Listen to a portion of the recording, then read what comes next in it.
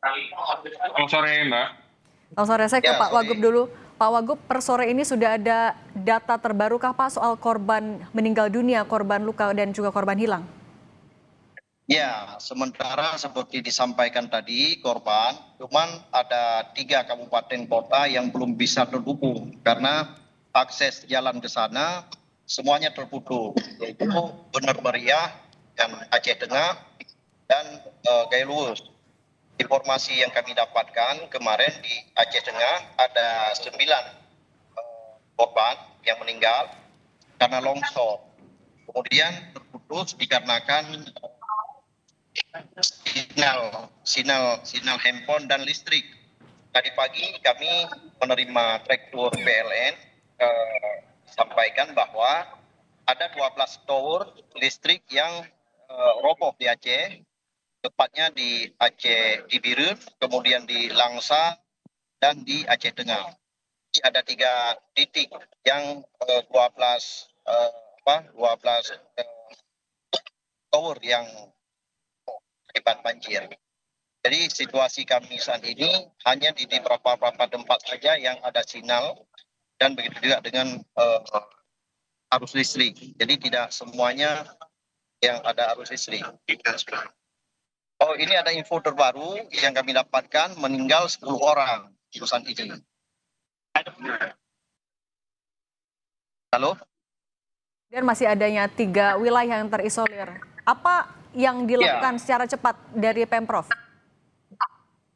Ya, kami pertama dengan PLN tadi pagi agar segera bisa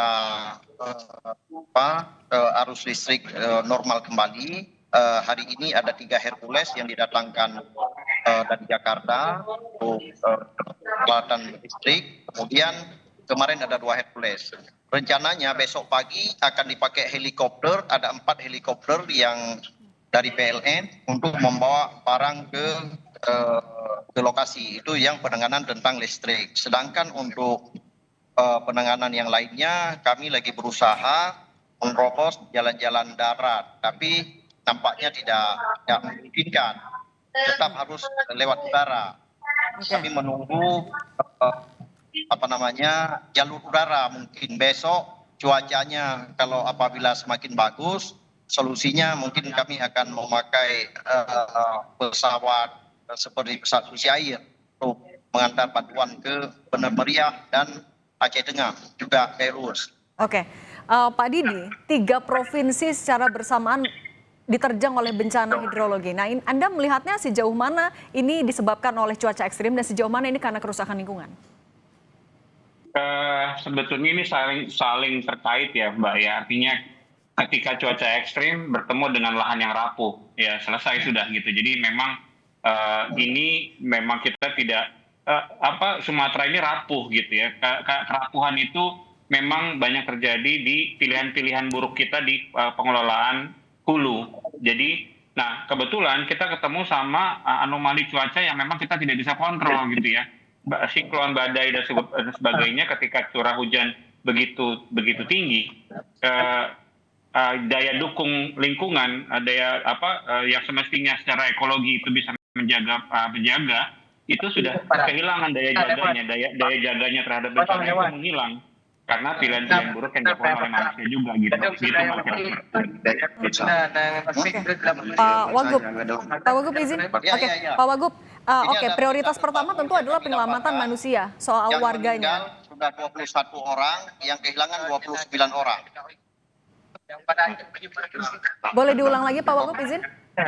Ya, ini data terbaru yang kami dapatkan, yang meninggal dunia sudah 21 orang, sedangkan yang kehilangan sudah 29 orang. Oke, 21 orang meninggal dunia. Oke, Pak Wagub. Tentu prioritas sekarang adalah untuk menyelamatkan manusianya, menyelamatkan warga. Tapi dengan masih adanya hujan yang turun, masih ada potensi cuaca buruk. Bagaimana mitigasi juga dari Pemprov terkait potensi bencana susulan? Ya, kami lakukan beberapa langkah. Pertama dulu, tadi kami mendapatkan informasi ada bantuan dari pusat. Kami harus bisa menerobos dulu ke tempat masyarakat yang terisolir saat ini. Memakai perahu karet, kami lagi menunggu kedatangan perahu karet. Cuman tadi sempat terkontak sebentar dengan wilayah Bener Meriah. Mereka di sana memang terputusnya per kecamatan, bukan hanya terputus di tingkat kabupaten, tapi di setiap kecamatan mereka tidak bisa bergeser. Ini tidak ada pilihan lain. Memang kalau untuk menerobos sana harus lewat udara. Yang paling tepat ya mungkin pakai helikopter, itu yang paling tepat untuk bisa mengantar bantuan.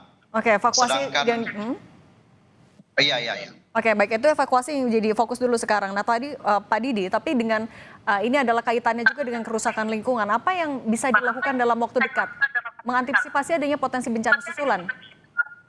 Ya, kita harus segera memulai dengan rencana restorasi ya, Mbak. Kami fokus Memulihkan adalah tutupan yang hutan. mana yang bisa kami lakukan. Izin Pak Didi sekarang, izin Pak Wagub sekarang ke Pak Didi dulu. Ya, silakan. Baik, Mbak. Jadi memang kita mau tidak mau kita harus memulai program restorasi pulihkan tutupan hutan.